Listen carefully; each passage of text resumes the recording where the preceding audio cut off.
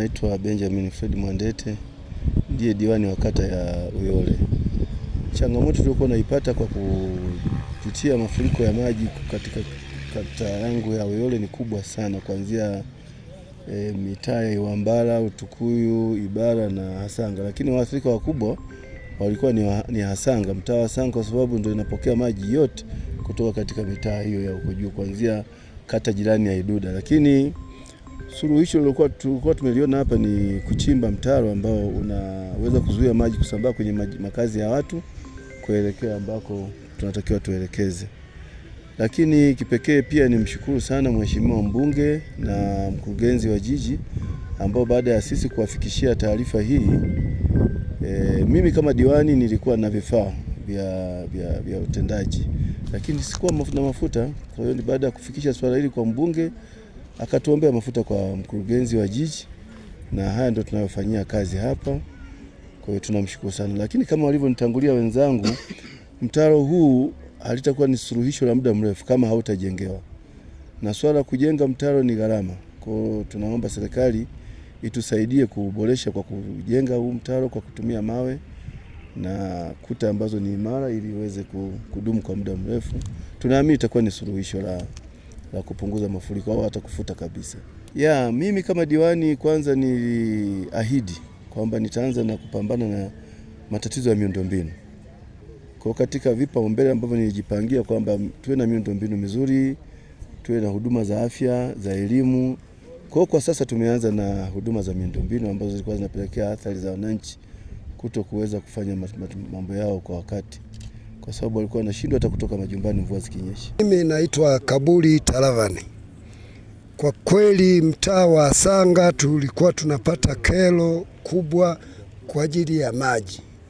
Maji yalikuwa yanafika katika majengo yetu. Kwa kweli hata heshima ya Hasanga ilipungua. Lakini kwa kero hii mliotufanyia viongozi wetu tunashukuru, na sisi tunajua kabisa hapa mmetutendea vizuri, na sisi tutacheka katika mtaa wetu wa Hasanga. Nashukuru diwani wetu kwa kututendea kazi nzuri inatupendeza, na sisi wenyewe tunaridhika na kazi yake anavyotutendea. Kwa kweli mtaro huu, kwanza nianze kwa shukrani kwa mheshimiwa diwani, Mheshimiwa Dr. Tulia mbunge wetu, Mheshimiwa Rais. Kwa kweli huu mtaro utatusaidia sana, kwa sababu Hasanga ilikuwa ndio dampo la mafuriko. Maji yanatoka huko milimani yanakuja huku yanawahangaisha wananchi wetu kwenye majumba yao. Mafuriko yalikuwa yanaingia kwenye majumba, lakini kwa sasa naamini mafuriko itakuwa ni historia kubwa. Ninaiomba serikali mtaro huu pamoja na kuchimba namna hii, tunaomba ujengewe kwa mawe ili usiendelee kuweka mmomonyoko wa udongo. Huu mfereji tuliubuni baada ya kuona maji yanatusumbua sana kuanzia Uyole ya kati huko yanakotokea milimani. Lakini baada ya kukaa vikao vya serikali, tulikubaliana wote kwa pamoja kuazimia kwamba huu mtaro uchimbwe uelekee upande huu huko.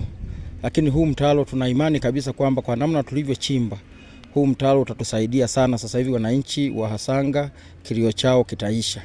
Lakini jambo langu kubwa kwa niaba ya wananchi wa Hasanga, tunaomba serikali huu mtaro itujengee, na ndio itakuwa mwisho wa historia ya mtaro huu kusumbua maji, kwa sababu haya maji ni endelevu.